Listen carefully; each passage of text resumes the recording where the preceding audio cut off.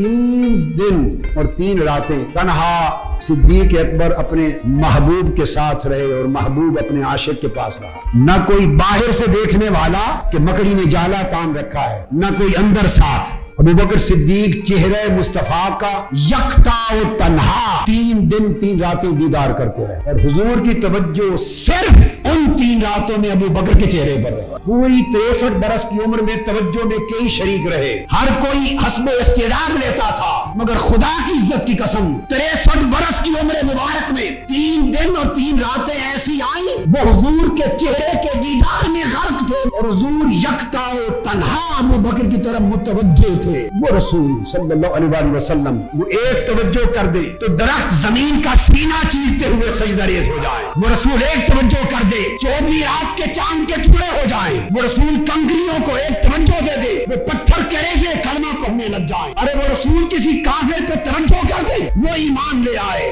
رسول عصا کو توجہ دے دے وہ نور کی طرح چمکنے لگ جائے، رسول نوار کی توجہ دے دے امراض دفع ہو جائے، رسول کسی بچے کے سر پہ ہاتھ رکھ دے بڑھاپے تک سفید بال سر میں نہ آئے، جس سمت ایک توجہ دے دے اس توجہ سے عالم بدل جائے، اور اس رسول کی توجہ جس ایک شخص پر 3 دن اور 3 رات یکتا و تنہا رہی اس کے اعمال کہاں سے کہاں تک جا پہنچے ہو۔